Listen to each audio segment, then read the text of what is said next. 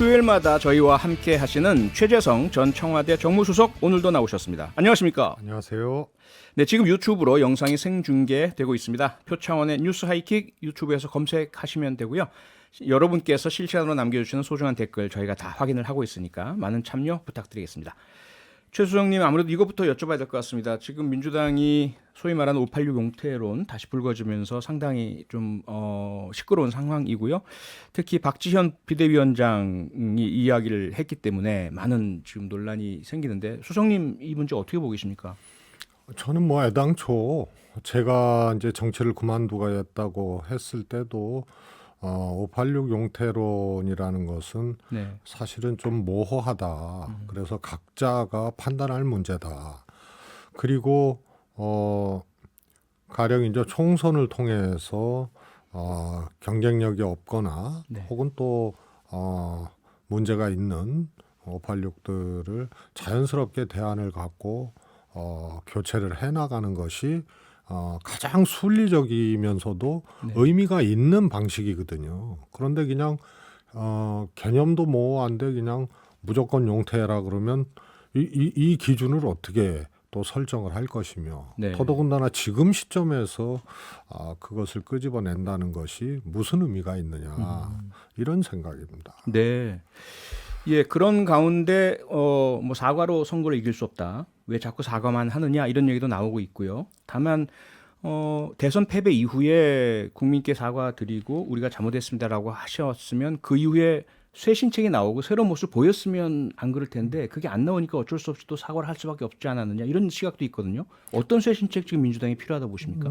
조금 뭐 더 복잡한 문제인데요. 예. 우선 민주당의 리더십이나 민주당의 시스템을 어떻게 잘 복원하고 가져갈 것인가가 쇄신책의 요체가 돼야 됩니다. 네.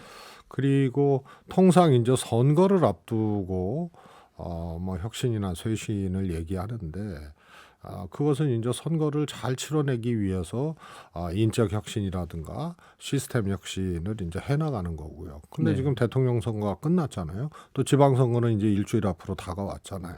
그럼 대통령 선거와 지방선거 과정에선 패배한 민주당이 다시 일어설 수 있도록 국민들께 리더십과 시스템을 어떻게 가져나갈 것이냐 이것을 제시를 했어야 되는 네. 거죠.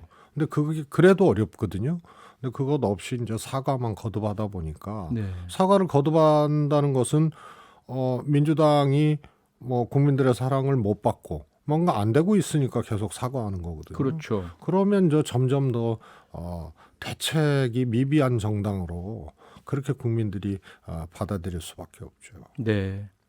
예, 관점을 좀 바꿔볼까요? 어제 오늘 큰 파장을 낳고 있는 또 다른 사안이 법무부의 인사검증 문제입니다. 한동훈 법무부 장관이 공직 후보자 인사검증을 위한 장관 직속기구를 신설하겠다 이렇게 밝혔지 않습니까? 수석님 어떻게 들으셨습니까? 그거는 첫 번째 한동훈 장관이라서가 아니고요. 네. 보통은 통상 그 기구를 설치한다 하더라도 뭐 좋은 점도 있을 것 같다 이런 해석들 하는 사람들이 있어요. 예. 가령 이제 진중권 교수 같은 경우는 그러나 한동훈 장관 체제에서 하기 때문에 이건 문제가 있다 이런 거거든요. 근데 저는 그건 두 번째 이 지적이 될 수가 있고요. 네. 첫 번째로는 검사의 명칭을 인사로 바꿔야 될 지경이에요.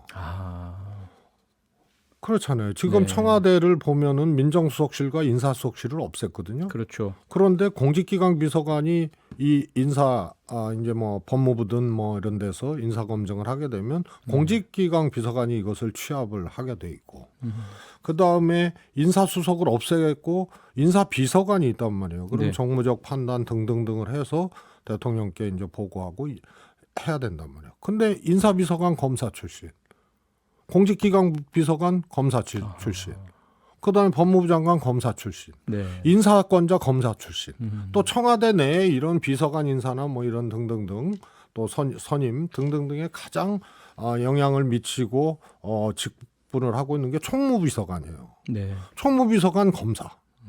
그러면 이게 법원도 검사의 손에서 인사 검증과 인사가 이루어지고 검찰직 출신이죠. 검사가 아니고요. 총무비서관. 그렇죠. 예, 검찰 예. 공무원. 아무튼, 네네. 예. 그래서 이런 게 행정부에서도 또 검사 출신들로 다 인사가 이루어지고 네. 청와대 내에서도 그러고 그러면 이게 항상 인사를 통해서 국정 운영의 주체들을 선발을 하고 또 상벌을 하고 네. 이러면서 대통령과 함께 국정 운영을 해나갈 수 있는 체제들을 구축을 하는 거거든요. 근데 이게 이제 검사가 되게 되면 권력이 일리 쏠리게 되고 네. 검사들의 시각과 생각으로 이게 완벽하잖아요. 검증부터 결재까지.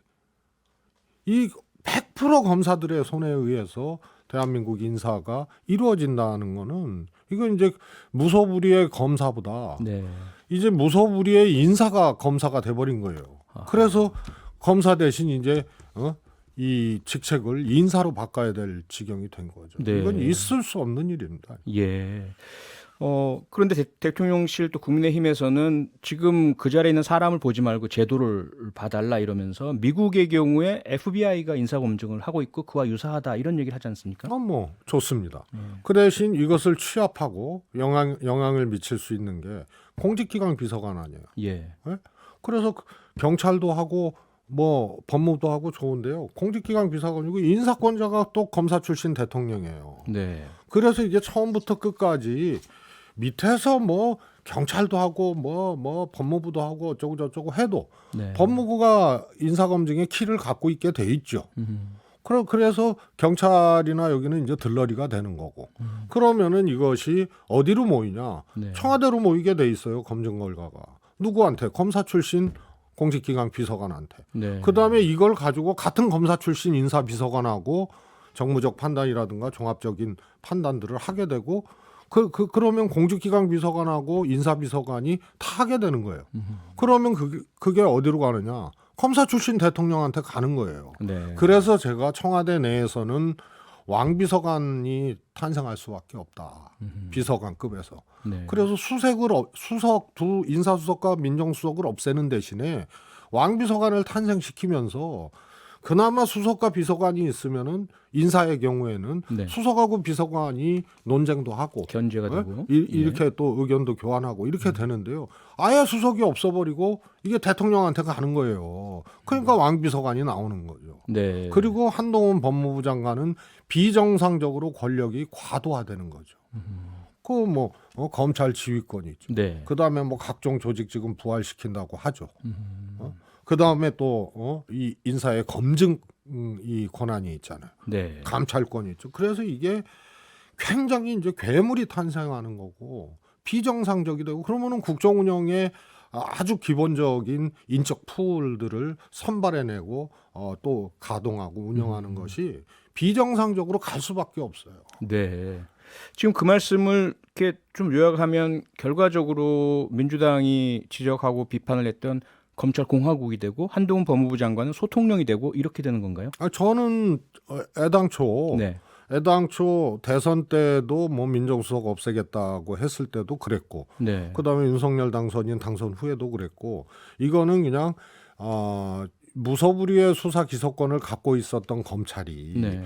다시 검찰을 부활시키고 과거로 되돌아가려는 그런 의미로서의 검찰 공화국을 넘어서는 문제다. 아하. 그래서 수석실 폐지가 갖는 의미는 예. 완벽한 검사천하를 만드는 거다.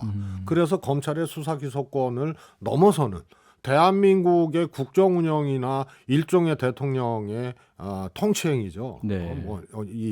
과거 같은 말이지만 그것에 검사의 혈맥들이 완벽하게 흐르게 되는 거기 때문에 수사기소권을 갖고 있었던 검찰이 문재인 정부 검찰 개혁으로 일정 부분 이것이 조정이 됐잖아요. 네. 그런데 이것을 다시 각종 규정이라든가 이런 것을 개정을 하고 그 법적으로 또 빠져나가면서 검찰의 권한을 부활시키는 것으로 끝나는 게 아니고 플러스 여기는 그거보다 더 큰 이제 권력을 검찰에게 이제 검찰 출신들 시스템에 갖다 주는 거죠. 네. 그러니까 이게 참 무모하고 괴물 같은 게 탄생한 거죠. 만약에 법무부 장관이 한동훈 장관 같은 검사 출신이 아니고 과거 네. 박상기 장관 같은 뭐 교수 출신이라든지 네. 이렇게 돼도 문제는 마찬가지일까요? 문제는 있는데 예. 한동훈 법무부 장관이기 때문에 그 문제가 더 커지죠. 더 큰 왜냐하면 거고요. 권력은 예. 쏠리게 돼 있으니까. 네. 그래서 소통령이 아니고 이미 중통령이에요. 중통령이요. 그래서 가사 교수 출신이나 네. 비검찰 출신으로 법무부 장관을 한다 하더라도 네. 인사비서관, 민정비서관, 법무부의 검증 기능, 결재권자 대통령, 청와대 내에 인력을 선발하고 평가하고 하는 총무비서관 이게 다 검찰 색깔로 네. 돼 있기 때문에 법무부 장관 한 명이 민간 뭐 비검찰 출신이 된다 하더라도 네. 해소될 수 있는 문제가 아닙니다. 이 시스템의 문제예요. 네네.